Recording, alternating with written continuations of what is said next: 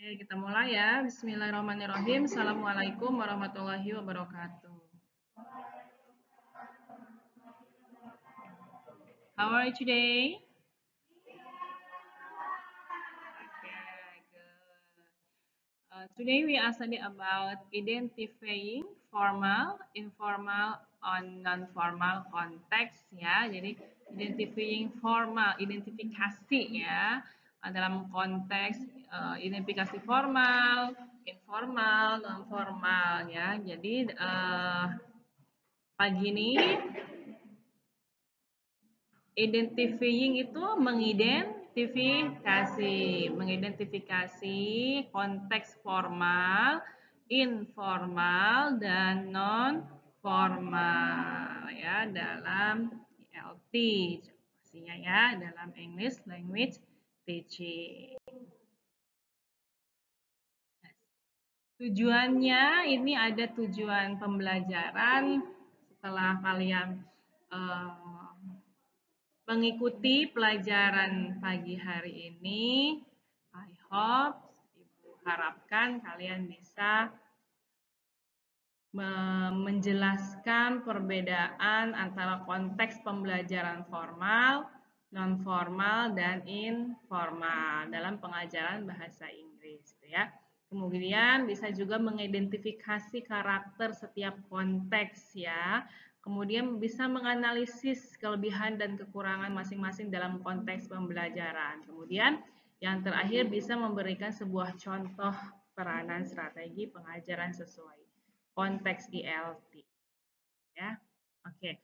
What do you know about konteks ya? Learning konteks pembelajaran, konteks pembelajaran dalam ILT. Kalian tahu, do you know about learning context? Tahu? Learning context dalam ILT? Pembelajaran, konteks pembelajaran. Tahu? Jadi yang dimaksud dengan konteks pembelajaran atau yang disebut dengan learning context dalam ILT ini mengacu kepada tempat dan situasi di mana proses pembelajaran bahasa Inggris berlangsung. Ya, nah ini juga konteksnya sangat mempengaruhi sebuah tujuan, metode, strategi, serta evaluasi pembelajaran. Nah, di sini kita akan membahas 3 konteks dalam pembelajaran bahasa Inggris. Tadi apa aja? Formal, ya, atau non-formal and informal dalam konteks education, ya. Jadi formal education, non-formal education, dan informal education. Jadi nanti hari ini kita akan membahas 3 subpokok gitu ya dalam learning context. Okay, the first context formal with ELT. Ya, konteks formal dalam English language testing ya. Okay, what do you know about learning formal learning? Pembelajaran formal?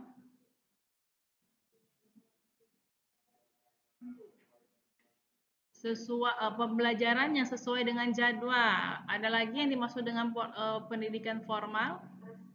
Resmi. Ada lagi? Pembelajaran yang terstruktur. Selain itu ada lagi yang lain memberikan opininya tentang pembelajaran formal atau formal learning? Yes, jadi definition about formal learning across in official educational institutional such as schools, university, or government recognized institution ya. Jadi yang dimaksud dengan pembelajaran formal ini biasanya ada di mana? Di lembaga pendidikan yang resmi. Contohnya seperti apa? Di mana? Di sekolah, di kampus atau universitas dan juga lembaga pemerintah. Gitu ya. Oke. Kalian sekarang berada di kelas ini, lembaga formal, informal, or non formal? Formal. Kenapa formal? Karena sedang ada di kampus. Tadi sudah dijelaskan yang termasuk ke dalam pendidikan formal salah satunya yaitu kampus. Oke. Ciri-ciri or karakteristik ya, karakteristik about kurikulum. Ya, jadi ada kurikulumnya nih. Yang namanya lembaga formal pasti ada kurikulumnya. There is 10 curriculum from the government or institution ya. Jadi yang namanya sekolah formal ya pasti ada kurikulumnya dari pemerintah atau institusi itu sendiri. Ya, nah seperti apa ciri-cirinya atau karakteristiknya? The first, teachers have professional qualification. Jadi gurunya memiliki kualifikasi yang profesional. Contoh seperti apa? Kalau mengajar di tarapan kuliah atau kampus, berarti teachernya atau dosennya minimal itu pendidikannya S2. Kalau di sekolah minimal gurunya pendidikannya S1. Bu, gimana? Contoh, ada di sekolah saya atau saya menemukan di SD, gurunya masih kuliah, Bu, belum lulus. Apakah itu dibolehkan? Secara peraturan, guru yang belum memenuhi syarat tidak boleh mengajar di sekolah itu. Namun biasanya guru tersebut diperbantukan, contoh di bagian administrasi ya. Jadi dia tidak memegang kelas utuh karena dia belum memenuhi syaratnya. Syarat-syaratnya kan harus dipenuhi dulu minimal S1.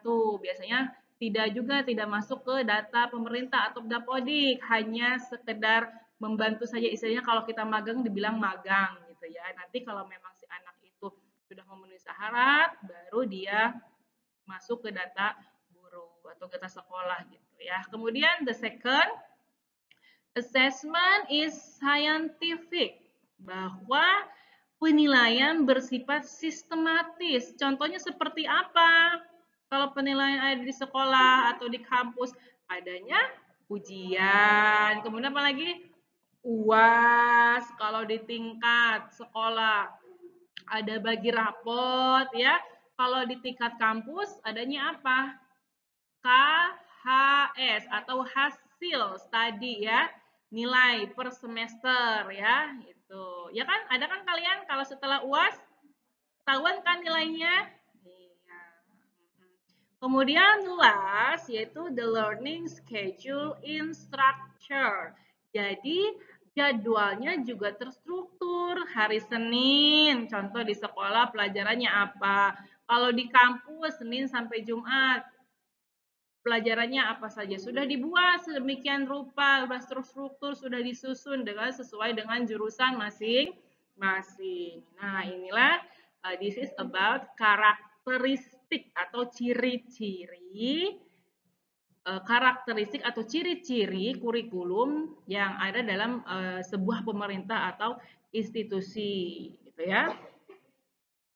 Oke, for example about ada contohnya, development academic skill meet national standard and option a certificate of diploma.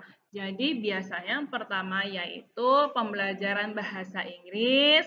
Biasanya ada di mana? Di SMA, SMK, tingkat SD pun ada pembelajaran bahasa Inggris, SMP juga ada. Kemudian selain itu di kampus ya. Kemudian kalau di kampus berarti kan dalam jurusan bahasa Inggris. Jurusan lain ada nggak pembelajaran bahasa Inggris? Ada, tapi secara umum yang dibahasnya tidak spesifik seperti yang ada di jurusan bahasa Oke, kemudian tujuannya untuk apa sih? Ada yang tahu tujuannya untuk apa?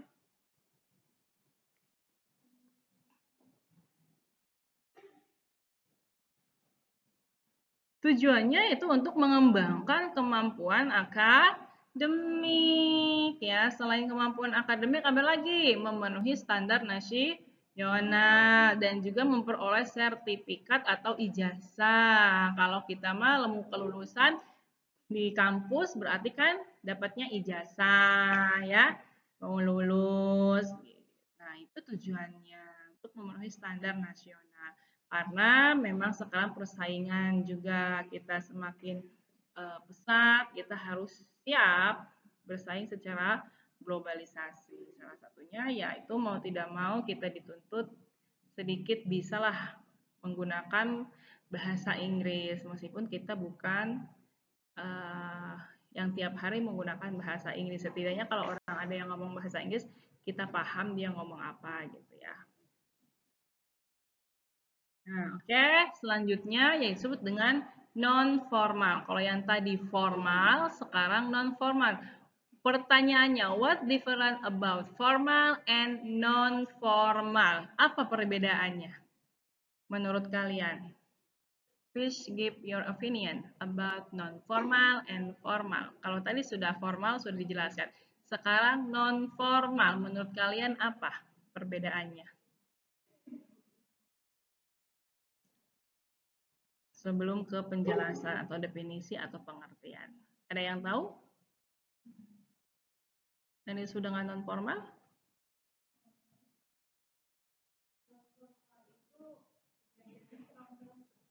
Pembelajarannya kurang terstruktur. Selain itu apa lagi?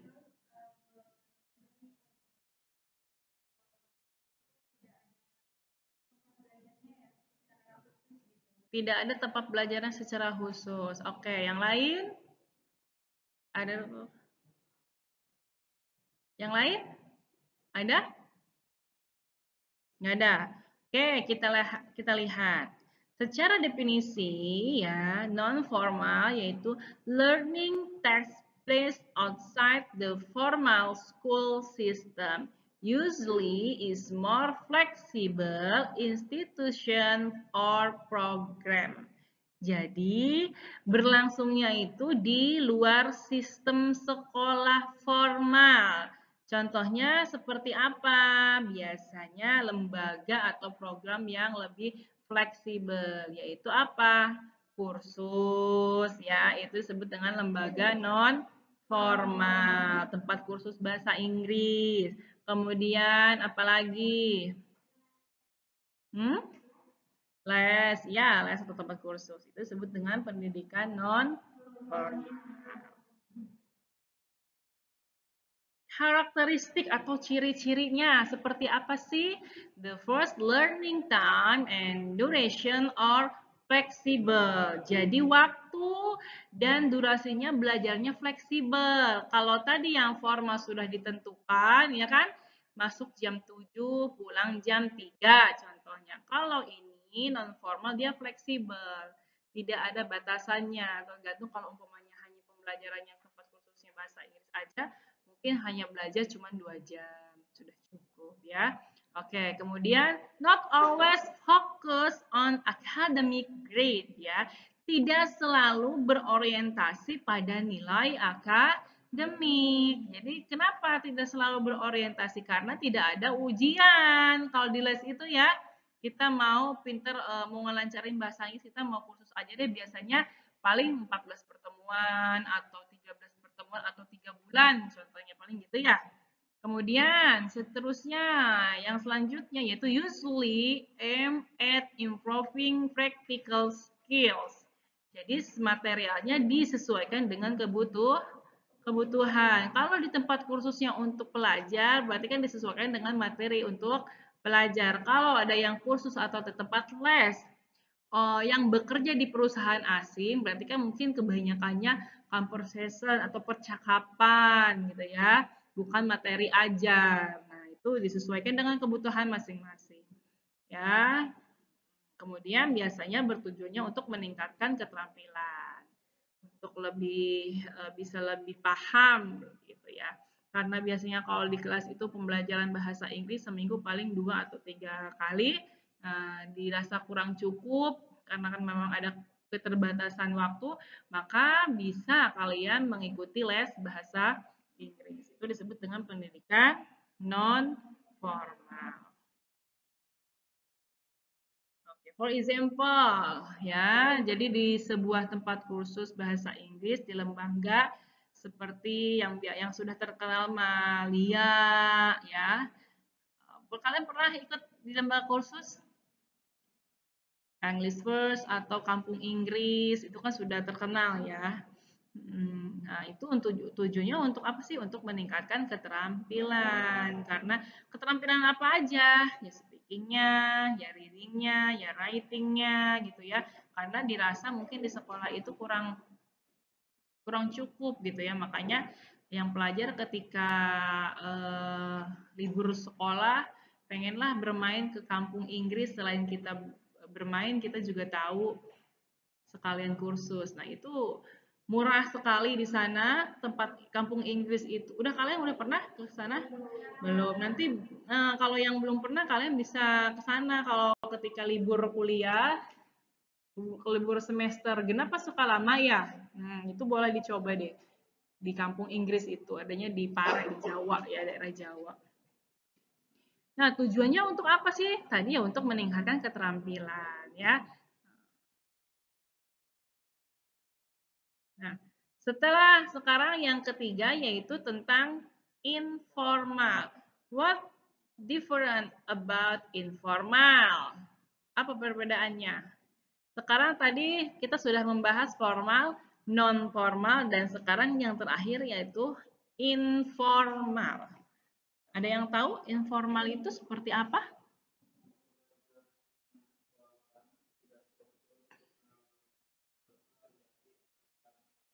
Pembelajaran yang tidak struktur, spontan, kadang-kadang. Ada lagi?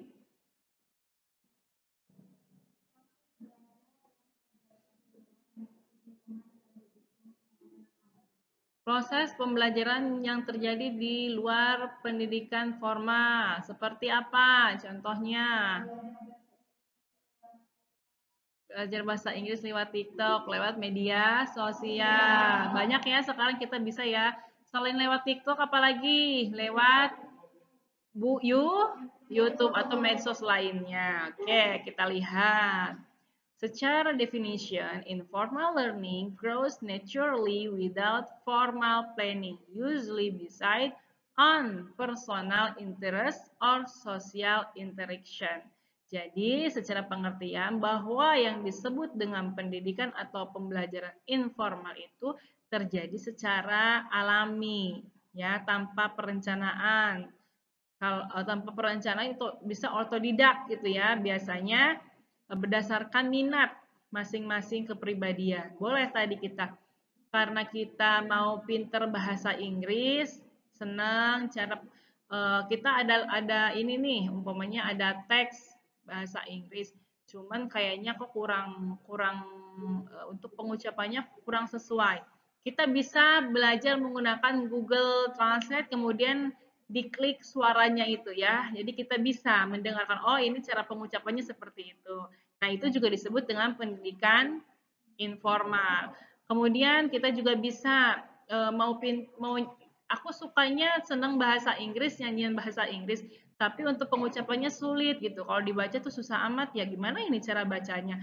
Kita bisa tinggal buka YouTube, didengerin, oh jadi begini. Nah, itu juga disebut dengan pendidikan informal.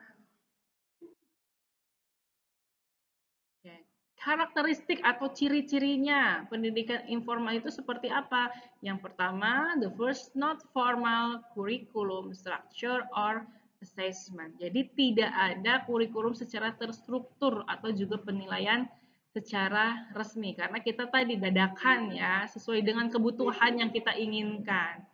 Kemudian selanjutnya a course in everyday life terjadi dalam kehidupan sehari-hari. Contoh, kalau umpamanya kalian punya tugas dari dosen, silahkan membuat percakapan atau daily activity yang berkaitan dengan bahasa Inggris tentang kalian, tapi menggunakan bahasa Inggris contohnya. Nah, itu kan kalian bisa lihat atau contoh di YouTube ya, banyak banget ya conversation tentang daily activity. Kita tinggal disesuaikan aja dengan kita gitu ya. Kemudian learning through experience, media, or communication. Jadi belajar melalui pengalaman. Selain belajar melalui pengalaman, juga belajar melalui media atau komunikasi. Kelas highlight, flexible, and personalized. Jadi sangat fleksibel dan personal. Personal itu apa? Hanya diri kita gitu ya, sesuai dengan kebutuhan. Kita pengen hafal nih, pengen bisa nyanyi bahasa Inggris ini nih, tapi kayaknya susah amat. Kita tinggal searching aja di YouTube, kemudian didengarkan, kemudian dipraktekkan. Seperti itu ya contohnya. For example, about ELT, ya ini contohnya the learning talk YouTube, ya salah satunya melalui YouTube, kemudian podcast, ya kemudian move atau juga film, sosial media, ya kemudian percakapan lainnya. Inilah contoh-contoh yang disebut dengan pembelajaran informal, bisa lewat YouTube, video, podcast, film dan sebagainya. Ya. Nah, kemudian tujuannya untuk apa sih? The main goals-nya, tujuannya. Tujuannya itu to expand vocabulary. Kemudian selain vocabulary, practice fluency and building confidence in English naturally ya. Jadi tujuan utamanya untuk apa? Menambahkan kosakata. Selain menambahkan kosakata, melatih percakapan atau pronunciation atau kefasihan cara pengucapannya. Tadi ya, ketika kita ada tugas dari guru atau dari dosen harus menghafalkan nyanyian lagu bahasa Inggris, tapi kita cara bacanya belum tahu nih. Nah, kita tinggal searching aja di YouTube, didengarin dan diikuti ya.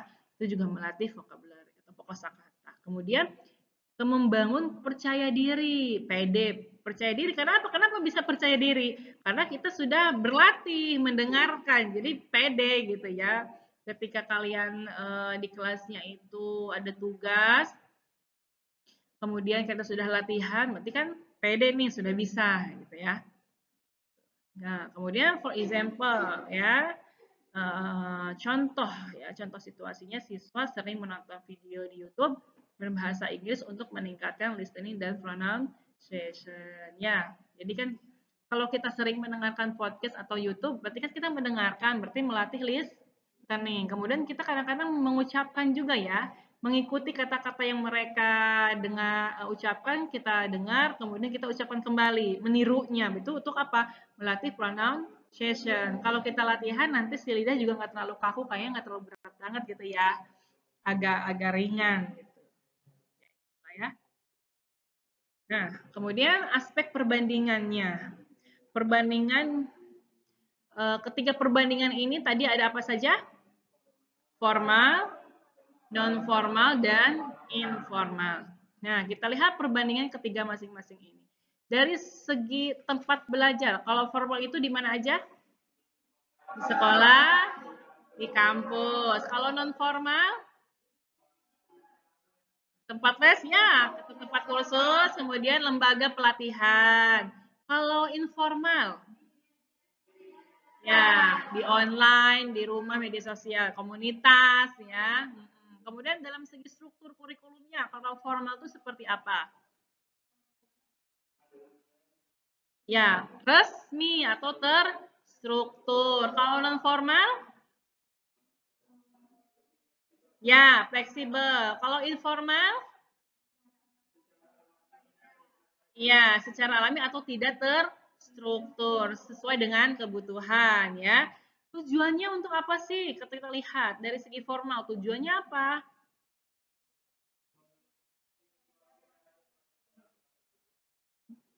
Ya, selain itu apa? Formal tujuannya. Tujuannya yaitu apa? Adanya akademik dan ijazah ya, mendapatkan ijazah surat kelulusan ya.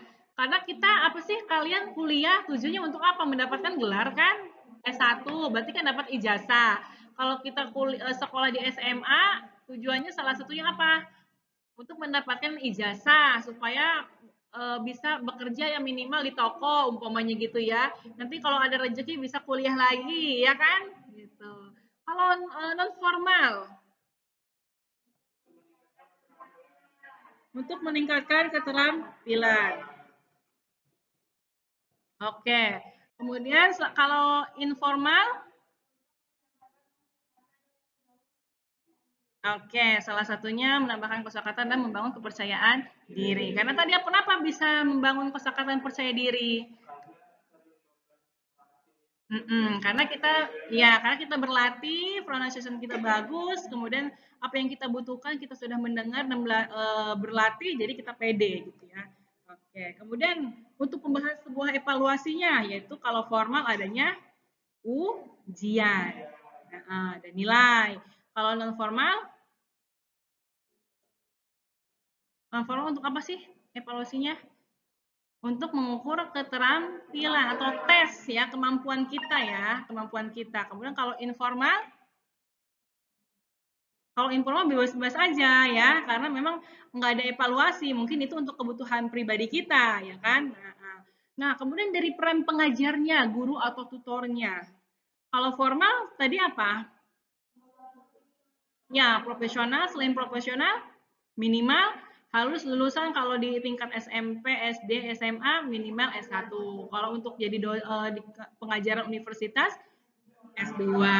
Kemudian kalau non formal disebutnya fasilitator atau lembaga yang menyelenggarakan, enggak bukan guru ya, itu bebas aja. Ada mungkin yang basicnya yang basicnya guru boleh bisa mengajar di lembaga tersebut, kemudian bukan guru pun yang penting mempunyai keahlian bahasa Inggris, dia bisa menjadi pengajar di tempat lembaga atau disebut dengan fasilitator ya. Oke, kalau informal ya diri sendiri ya, tidak ada ini ya, bisa teman, bisa kita diri sendiri ya. Oke, itu ya contoh.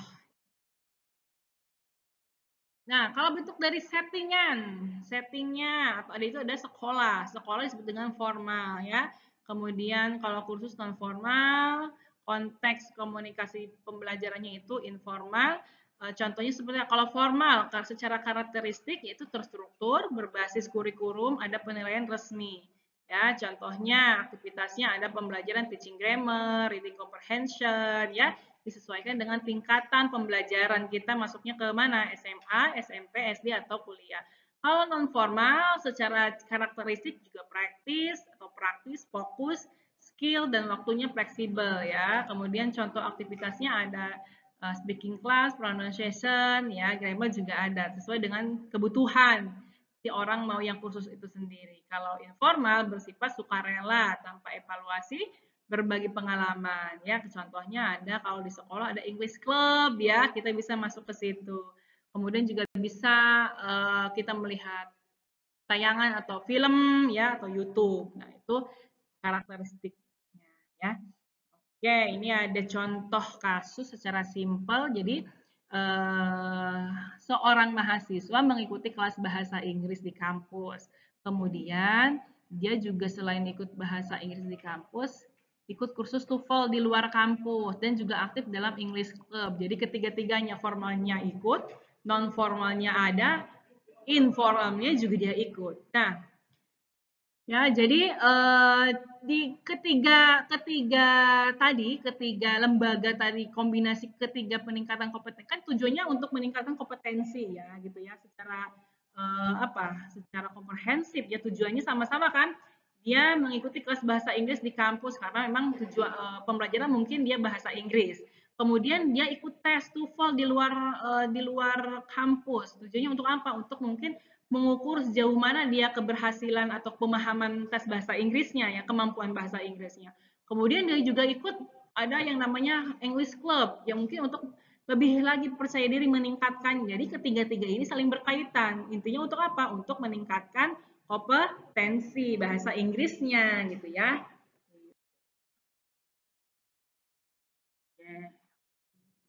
Contoh soal. Pembelajaran bahasa Inggris di lembaga kursus termasuk ke dalam konteks Formal, non formal, informal. Ya. Ayo tadi kemana? Pembelajaran bahasa Inggris di lembaga. Lembaga kursus termasuk dalam pembelajaran apa? Non formal. Betul. Kemudian belajar dari YouTube dan film tanpa ada guru termasuk pembelajaran? Berarti menyimak, informal. Kemudian salah satu ciri pembelajaran formal itu seperti apa?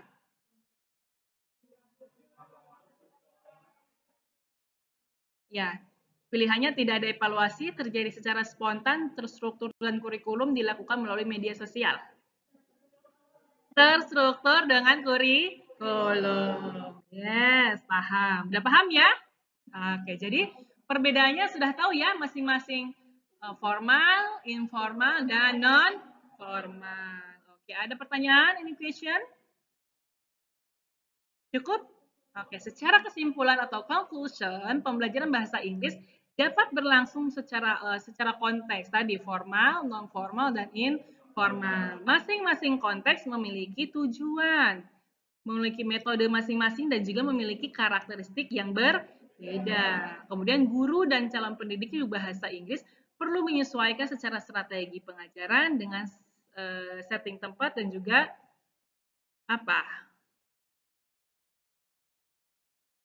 setting tempat yang mereka ajarkan di mana. Kalau memang di kampus ya di kelas, kalau di tempat kursus mungkin bisa di rumah yang menyelenggarakan yang punya kursusannya, ya kan? Kalau yang non formal,